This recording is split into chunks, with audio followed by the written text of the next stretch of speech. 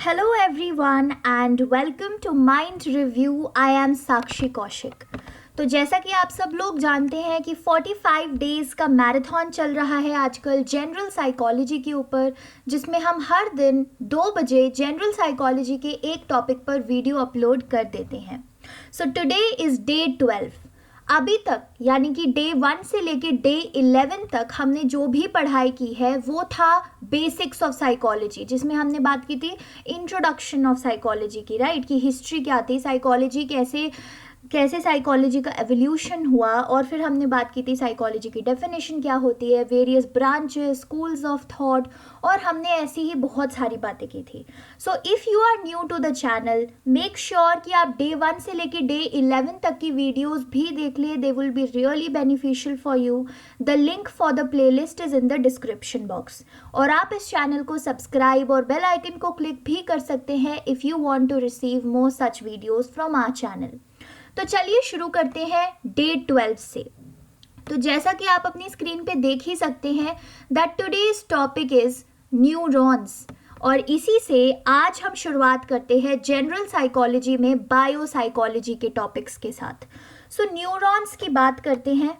What all things will be covered today. हम बात करेंगे न्यूरॉन होता क्या है, हम बात करेंगे न्यूरॉन के स्ट्रक्चर की, फिर बात करेंगे ग्लियल सेल्स की, और ग्लियल सेल्स क्या होते हैं, इनके क्या वेरियस टाइप्स होते हैं, और फिर बात करेंगे एक्शन पोटेंशियल और रेस्टिंग पोटेंशियल की, राइट। तो ये सारी चीज़ें हम कवर करेंगे। आई रियली अर्ज कि आप वीडियो के पार्ट्स को स्किप ना करें और पूरी वीडियो देखें, बहुत लंबी नहीं होने वाली है। Out of 24 hours I believe आप कम से कम 20 मिनट तो साइकोलॉजी को, अपने फेवरेट सब्जेक्ट को पढ़ने के लिए दे ही सकते होंगे। So get ready with your copies and your pens, making notes and listening carefully. तो चलिए शुरू करते हैं। तो क्योंकि हम आज से बायो साइकोलॉजी के बारे में पढ़ना शुरू कर रहे हैं, सो इट इज़ इम्पॉर्टेंट कि हम ये समझ लें कि बायो साइकोलॉजी होता क्या है, राइट। वैसे तो हमने पिछले डेज की वीडियोस में भी इस चीज़ को समझा था, but let us once again understand. So biopsychology is the biological basis of psychological processes, behaviour and learning. तो हमारे जो भी साइकोलॉजिकल प्रोसेसेस होते हैं, ह्यूमंस के जो बिहेवियर होते हैं, ह्यूमंस किस मैनर में लर्न करते हैं, उन सारी चीज़ों के पीछे क्या बायोलॉजी छुपी हुई है, क्या बायोलॉजिकल बेसिस है उन सब के बारे में, वो चीज़ को स्टडी करता है ये discipline, that is biopsychology. Now coming back to our topic है न्यूरॉन क्या होते हैं। तो थोड़ा बहुत आइडिया तो आप सबको होगा ही, राइट, क्योंकि न्यूरॉन वर्ड तो हम सब ने सुना है। तो चलिए फटाफट इसका डेफिनेशन कवर कर लेते हैं। Neuron is the basic cell that makes up the nervous system and that receives and sends messages within that system. तो इसको थोड़ी और आसानी से समझाने के लिए मैं आपको एक एग्जाम्पल देती हूँ, ठीक है।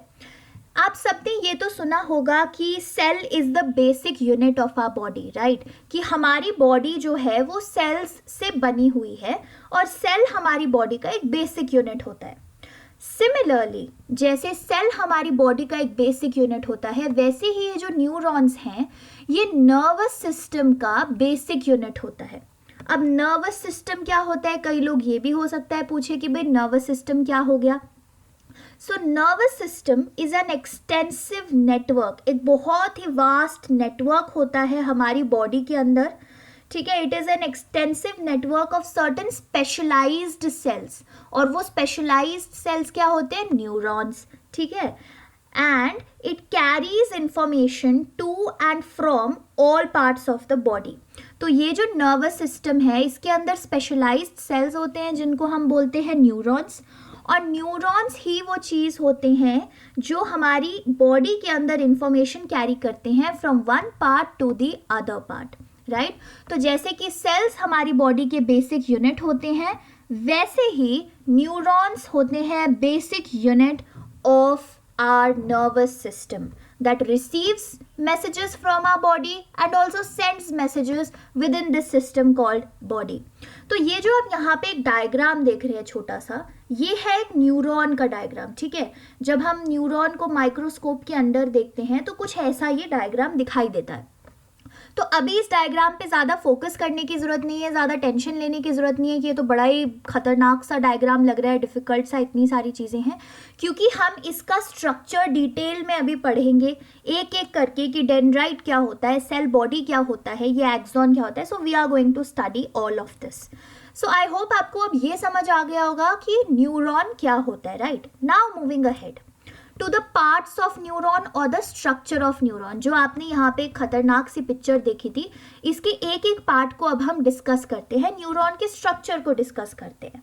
So the first part is dendrite. अब डेंड्राइट इस पिक्चर में जरा लोकेट कीजिए, कहाँ दिख रहा है, ये है आपका डेंड्राइट. राइट, तो ये है आपके डेंड्राइट्स. ये जो आप एरो देख रहे हैं, ये जो आप बाहर ये देख रहे हैं, ये भी डेंड्राइट हो गया. राइट, ये भी ये जो है डेंड्राइट हो गए. तो ये सारी चीज़ें क्या है, डेंड्राइट.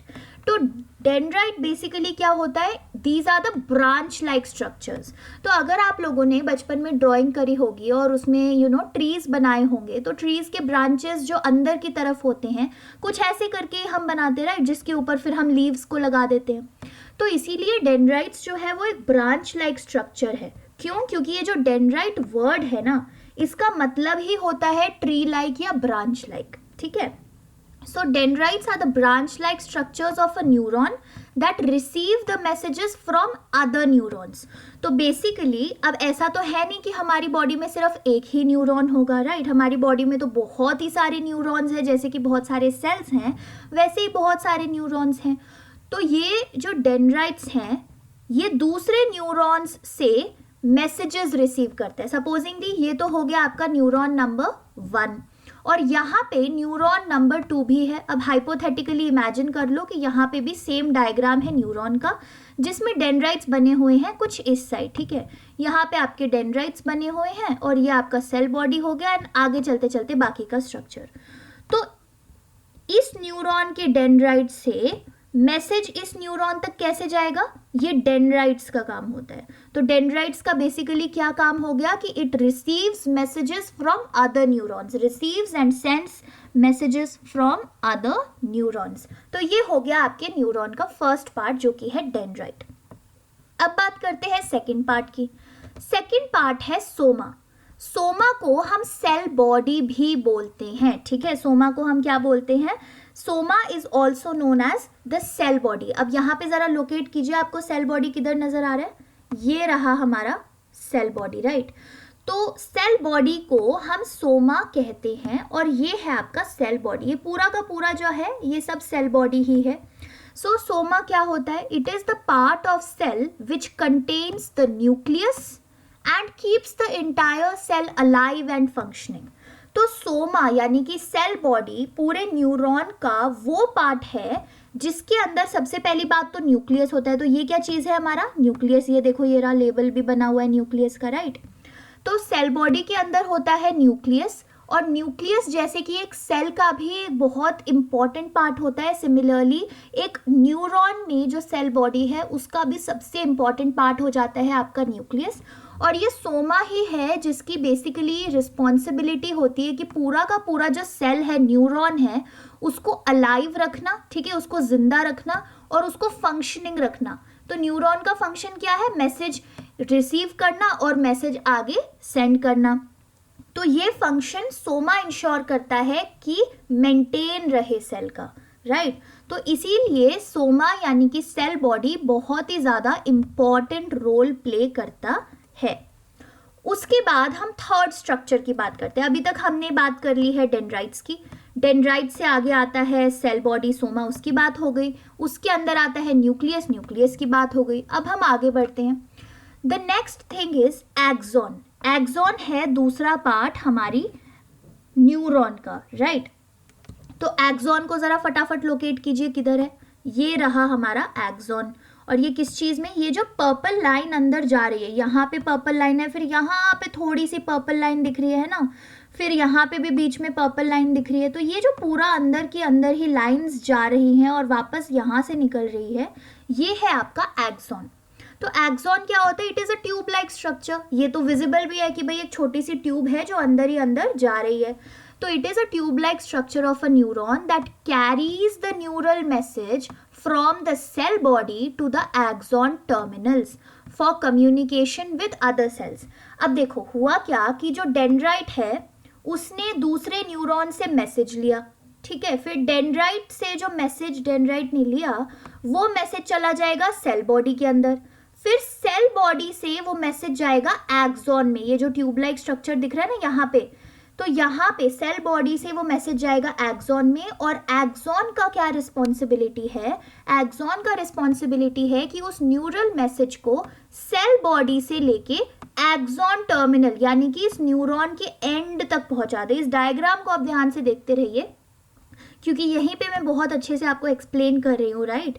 तो डेंड्राइट ने मैसेज रिसीव किया, मैसेज गया सेल बॉडी के अंदर, सेल बॉडी से आया एक्सॉन यानी कि ट्यूब लाइक स्ट्रक्चर के अंदर, और एक्सॉन की रिस्पॉन्सिबिलिटी है कि इस न्यूरल मैसेज को इस सेल बॉडी से कैरी करे अंदर ही अंदर ट्यूब के, और फाइनली ये जो न्यूरॉन का एंड है जिसे हम बोलते हैं एक्सॉन टर्मिनल, इसके बारे में भी अभी बात करेंगे, यहाँ तक वो न्यूरल मैसेज आ जाए ताकि फिर ये मैसेज किसी और न्यूरॉन के पास चला जाए, राइट। तो एक्सॉन का यही रोल है कि वो सेल बॉडी से एक्सॉन टर्मिनल तक न्यूरॉन का जो मैसेज है उसे ट्रांसफर करे।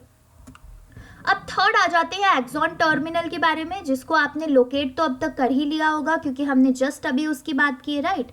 ये है आपका एक्सॉन टर्मिनल, ये जो बिल्कुल एंड, टर्मिनल का मतलब ये क्या होता है, एंड, है ना। किसी चीज को जब हम बोलते हैं terminate the task, that means and the task. So terminal हो गया एंड ऑफ द न्यूरॉन। ये जो आप देख रहे हैं सब, ये सारे हैं आपके axon terminals, right. So these are the enlarged ends of axonal branches of the neuron specialized for communication between the cells. तो जब किसी सेल को दूसरे सेल से अपनी इंफॉर्मेशन देनी होगी तो एक्सॉन टर्मिनल वो इंफॉर्मेशन देगा दूसरे सेल के डेंड्राइट को, राइट। तो हमने ये चीज़ पहले भी डिस्कस की थी। सपोजिंगली यहाँ पे आपका दूसरा सेल है, तो दूसरे न्यूरोनल सेल के दूसरे न्यूरॉन के ये हैं डेंड्राइट्स, और ये है हमारा first neuron.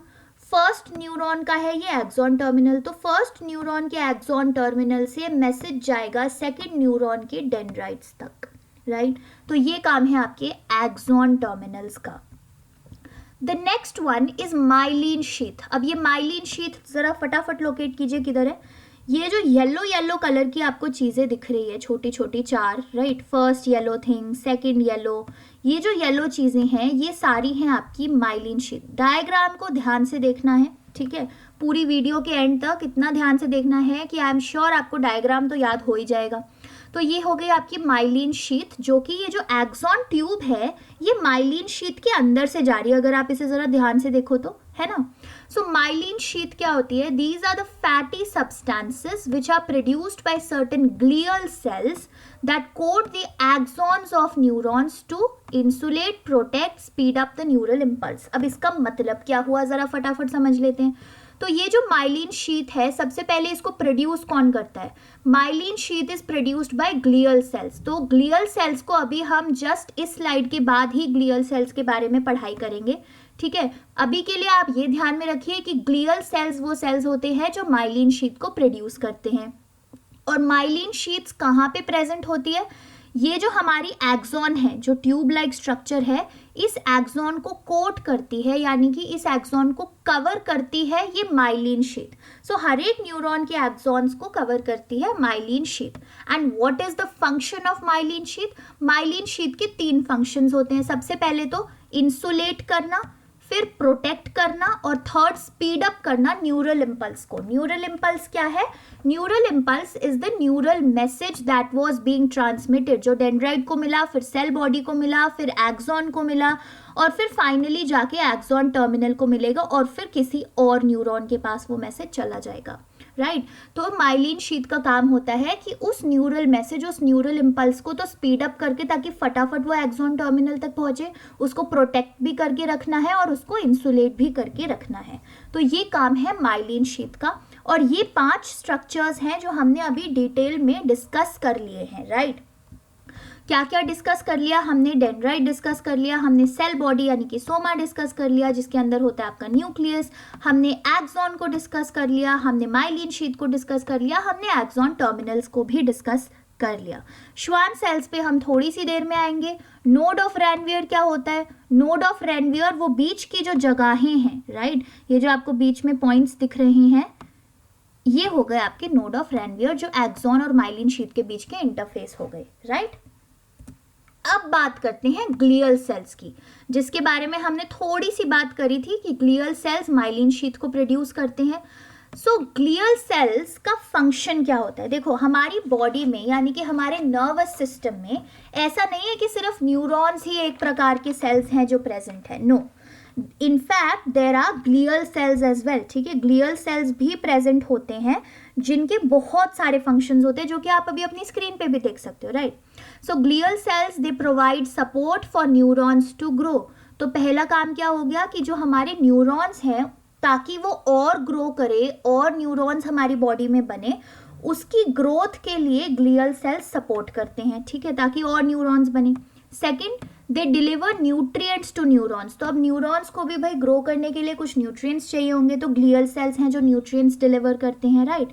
Third is they produce myelin to coat the axon. ये चीज तो हम पहले ही जान चुके हैं यहाँ पे, है ना, कि माइलिन शीथ कौन प्रोड्यूस करता है? Glial sales. फिर फोर्थ क्या है? They clean up the waste products and the dead neurons. अब जो न्यूरॉन्स डेड हो जाते हैं, जो काम के नहीं रहते, या जो भी न्यूरॉन्स का वेस्ट प्रोडक्ट होता है, उसको क्लीन अप करने का काम भी ग्लियल सेल्स का होता है। Fifth is they help to maintain a state of homeostasis.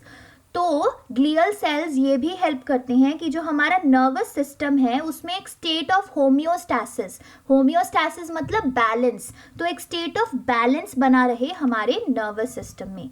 So these are the variety of functions that glial cells have, ठीक है। तो इससे आपको पता लग ही रहा होगा कि ग्लियल सेल्स कितने ज़्यादा इंपॉर्टेंट होते हैं। अब ये जो ग्लियल सेल्स हैं, दो स्पेशल टाइप्स होते हैं ग्लियल सेल्स के, right. There are two special types of glial cells. One is oligodendrocytes and second is Schwann cells. तो इनकी स्पेलिंग और प्रोनाउंसिएशन आपको अपने दिमाग में रखनी है, ठीक है। फर्स्ट टाइप क्या है ग्लियल सेल्स का? ओलिगोडेंड्रोसाइट्स। और सेकंड टाइप क्या है? Schwann sales.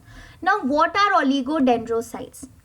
देखो, ग्लियल सेल्स का काम एक है कि वो माइलिन प्रोड्यूस करे, है ना, माइलिन शीथ प्रोड्यूस करे जो कि न्यूरॉन के एक्सॉन्स को कवर करेंगे। तो ओलिगोडेंड्रोसाइट्स और श्वान सेल्स दोनों ही माइलिन शीथ प्रोड्यूस करते हैं, ठीक है। प्रोड्यूस माइलिन दोनों में लिखा है ना। तो दोनों ही जो ग्लियल सेल टाइप्स हैं, ओलिगोडेंड्रोसाइट या Schwann cells, both of them produce myelin sheath. पर ओलिगोडेंड्रोसाइट्स प्रोड्यूस करते हैं myelin sheath for the neurons which are present in the brain and the spinal cord, ठीक है। तो हमारे बॉडी में हर जगह ही न्यूरॉन्स प्रेजेंट हैं। तो जो न्यूरॉन्स हमारे ब्रेन में और हमारे स्पाइनल कॉर्ड में प्रेजेंट है, यानी कि सेंट्रल नर्वस सिस्टम में जो न्यूरॉन्स प्रेजेंट हैं, उन न्यूरॉन्स के लिए माइलिन शीथ प्रोड्यूस करता है oligodendrocyte which is a special type of glial cell, ठीक है।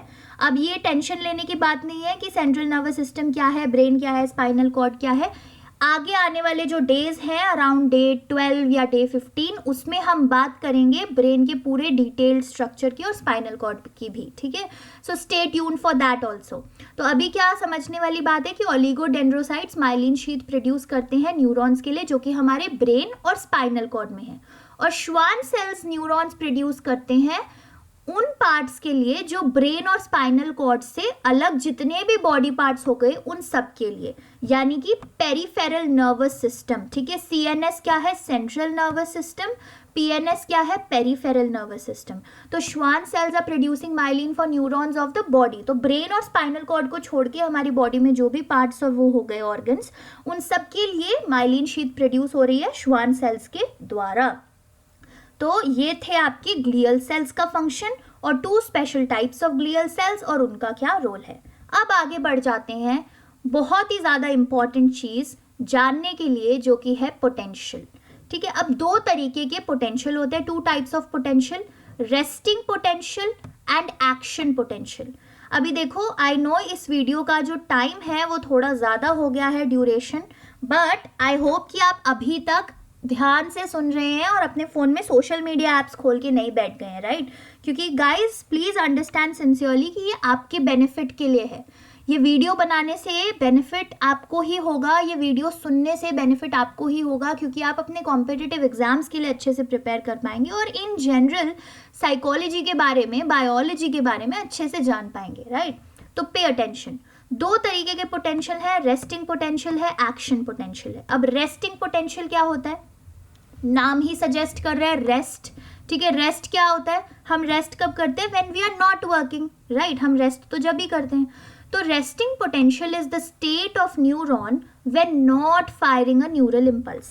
अब देखो हमने यहाँ पे जो न्यूरॉन का डायग्राम देखा है, यहाँ पे जो न्यूरॉन का डायग्राम देखा है, इसमें हमें क्या पता लगता है कि न्यूरॉन्स जो हैं डेंड्राइट्स के थ्रू न्यूरल मैसेज या न्यूरल इम्पल्स लेते हैं, यहाँ जाता है, यहाँ जाते हैं और फिर फाइनली दूसरे न्यूरॉन के पास जाता है। तो इससे हमें क्या पता लगता है कि भाई न्यूरॉन्स का तो काम ही है कि जो न्यूरल इम्पल्स यानी कि न्यूरल मैसेज है उसको पहले तो रिसीव करना और फिर आगे अगले न्यूरॉन को देना, फिर से रिसीव करना, फिर अगले न्यूरॉन को देना। पर रेस्टिंग पोटेंशियल एक न्यूरॉन का वो स्टेट होता है जब वो न्यूरल मैसेजेस या न्यूरल इम्पल्सेस फायर नहीं कर रहा होता, वो उस वक्त भाई रेस्ट करता है कि भाई this is my resting stage, अभी मैं कोई भी न्यूरल मैसेज या इम्पल्स ना तो लूंगी ना आगे दूंगी। ये न्यूरॉन का वो होता है रेस्टिंग पोटेंशियल। फिर आ जाते हैं एक्शन पोटेंशियल पे। एक्शन पोटेंशियल क्या होता है, अब देखो ध्यान से, इस चीज को ध्यान से समझना है। अ neuron contains charged particles called ions. तो आयंस क्या होते हैं, आयंस होते हैं चार्ज्ड पार्टिकल्स, राइट। और हमारे जो न्यूरॉन्स होते हैं उनके अंदर ये चार्ज्ड पार्टिकल्स प्रेजेंट होते हैं। जब न्यूरॉन्स रेस्ट पे होते हैं यानी कि resting potential, right, when at rest it is negatively charged on the inside and positively charged on the outside. तो मान लो कि ये एक न्यूरॉन है, मुझे पता है कि ये जो स्ट्रक्चर है न्यूरॉन जैसा बिल्कुल नहीं दिखता, बट सिंप्लिसिटी के लिए मानो कि ये एक न्यूरॉन है और ये न्यूरॉन अभी है रेस्ट पर, ठीक है, और इसका क्या हो जाएगा फिर रेस्टिंग पोटेंशियल। तो जब एक न्यूरॉन रेस्ट में होता है तो उसके अंदर जो चार्ज प्रेजेंट होता है वो होता है negative charge, right. So when a neuron is at rest it is negatively charged on the inside, and when a neuron is at rest it is positively charged on the outside। तो ये चीज आप जरा अच्छे से समझ लो कि जब भी आपका न्यूरॉन रेस्ट पर होगा तो वो नेगेटिवली चार्ज होगा अंदर से, पॉजिटिवली चार्ज होगा बाहर से। When stimulated मतलब जब उसका जो रेस्टिंग का स्टेट है वो जब खत्म हो जाता है और जब दूसरा न्यूरॉन उसे बोलता है कि भाई अब बहुत देर रेस्ट कर लिया, ये वाला न्यूरल मैसेज लो, तो when stimulated this charge reverses, ठीक है। ये जो आपका चार्ज है कि पहले तो रेस्ट पे था तो नेगेटिव इनसाइड पॉजिटिव आउटसाइड, ये रिवर्स कर जाएगा जब न्यूरॉन रेस्ट करना बंद कर देगा। रिवर्स हो जाएगा तो मतलब क्या हो जाएगा कि पॉजिटिव अब अंदर आ जाएगा, नेगेटिव चार्ज बाहर हो जाएगा। और जब ये चार्ज रिवर्स हो जाता है तो ये हमें क्या अलाउ करता है, it allows the positive sodium ions to enter the cell. और पॉजिटिव सोडियम आयंस होते हैं आपके न्यूरल इम्पल्स, न्यूरल मैसेज के पार्ट। तो ये चीज आपको क्लियर हो जानी चाहिए बिल्कुल कि रेस्टिंग पोटेंशियल में हमारा न्यूरल इम्पल्स फायर नहीं कर रहा होता न्यूरॉन, और रेस्टिंग पोटेंशियल के वक्त न्यूरॉन के अंदर का चार्ज होता है नेगेटिव, बाहर का चार्ज होता है पॉजिटिव, और इस वजह से न्यूरल इम्पल्स यानी कि आपके जो पॉजिटिव सोडियम आयंस है वो अंदर घुस नहीं पाते, ठीक है, वो अंदर घुस नहीं पाते। लेकिन जब ये स्टिमुलेट होता है न्यूरॉन, जब अपने रेस्ट से ज़रा जागता है, तो ये जो चार्ज की प्रक्रिया है ये रिवर्स हो जाती है। पॉजिटिव चार्ज जो होता है वो अंदर आ जाता है न्यूरॉन के, नेगेटिव चार्ज जो होता है वो न्यूरॉन के बाहर चला जाता है। और अब क्योंकि पॉजिटिव चार्ज अंदर आ गया तो नाउ द न्यूरल इम्पल्स यानी कि पॉजिटिव सोडियम आयन सेल के अंदर एंटर कर सकते हैं और वापस से वो जो हमारी प्रोसेस थी कि डेंड्राइट के अंदर आए, सेल बॉडी के अंदर आए, फिर एक्सॉन के साथ गए, फिर एक्सॉन टर्मिनल तक पहुंचे, वो सारी प्रोसेस चालू हो जाती है, राइट। सो ये है आपका पोटेंशियल, रेस्टिंग और एक्शन, राइट। अब सबसे important line, neurons fire in all और नन मैनर। तो ये जो हमारे न्यूरॉन्स होते हैं जो फायर कर रहे हैं, क्या फायर कर रहे हैं, कोई गोली तो है नहीं जो फायर कर रहे हैं, न्यूरल इम्पल्सेस फायर कर रहे हैं ना, न्यूरल इम्पल्सेस या न्यूरल मैसेजेस। तो ये जो हमारे न्यूरॉन्स फायर कर रहे हैं ये ऑल और नन यानी कि ऑल और नथिंग मैनर में फायर करते हैं। अब इसका क्या मतलब हुआ, इस ऑल और नन मैनर का ये मतलब हुआ कि न्यूरॉन या तो कंप्लीटली न्यूरल मैसेज को फायर करेंगे या फिर बिल्कुल भी नहीं करेंगे। तो यहाँ पे जो हमने बात की तो ऐसा नहीं होगा कि भाई अगर वो न्यूरॉन रेस्ट पे है तो आधा मैसेज तो उसने ले लिया और आधा वो बाद में देगा, ऐसा नहीं होगा, ठीक है। न्यूरॉन ऑल और नन मैनर में फायर करते हैं, या तो वो पूरा का पूरा मैसेज आगे फॉरवर्ड करेंगे और न्यूरल इम्पल्स फायर करेंगे, या फिर बिल्कुल भी नहीं करेंगे, थोड़ा सा भी उसका पार्ट नहीं करेंगे, राइट। तो ये हो गया आपका न्यूरॉन्स का फायरिंग इन ऑल और नन मैनर। और ये जो स्पीड और नंबर ऑफ न्यूरॉन्स होते हैं ना, कि कितना जो आपका स्पीड है न्यूरल फायरिंग का, क्या नंबर है न्यूरॉन्स के फायरिंग का, ये स्पीड और number of neurons which are being fired, these things tell the researcher कि जो स्टिमुलस आ रहा है बाहर से, इन्वायरमेंट में जो चीज़ें प्रेजेंट है, स्टिमुलस है, उसकी क्या स्ट्रेंथ है, राइट। तो इस चीज़ को आप नोट करके रखिएगा, स्टार मार्क करके अपनी कहीं कॉपी में लिख लीजिए इस लाइन को, कि it is the speed and the number of neurons firing that tell the researcher the strength of the stimulus। और stimulus क्या होता है, कोई भी चीज़ जो आपकी environment में present है उसको हम कहते हैं stimulus। तो ये था आज का पूरा बायोसाइकोलॉजी के ऊपर बेस्ड टॉपिक न्यूरॉन्स में। आगे बायोसाइकोलॉजी पे बेस्ड बहुत सारी चीज़ें हैं, but now is the time for quiz. हर दिन 45 डेज कि जो मैराथन में वीडियोस आ रही हैं उसके लास्ट में हम एक छोटी सी क्विज रखते हैं in which you can test your own knowledge.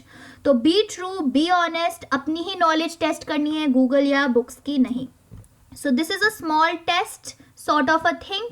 4 छोटे छोटे क्वेश्चंस हैं, अपना टाइम लीजिए, इनको आंसर कीजिए, और आंसर लिख लेने के बाद या तो आप कमेंट सेक्शन में आंसर्स लिख दीजिए या अपनी कॉपी में। आंसर ऑनेस्टली लिख लेने के बाद नीचे डिस्क्रिप्शन बॉक्स में दिए गए आंसर्स के साथ आप अपने आंसर्स टैली करके चेक कर सकते हैं।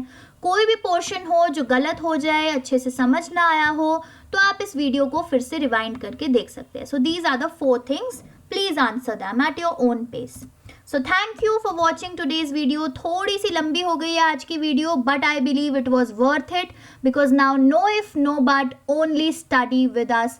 इस 45 डेज के मैराथन जो कि जनरल साइकोलॉजी के ऊपर, इसे ज़रूर ज्वाइन कीजिए, अपने फ्रेंड्स के साथ इसको शेयर कीजिए जिनके लिए बेनिफिशियल हो सकता है, एंड मेक श्योर कि आप हमारे चैनल को सब्सक्राइब करें, बेल बटन दबाएं, and all of the things that everyone says, right? So thank you, have a good day, and meet you tomorrow at 2 p.m. with a new topic.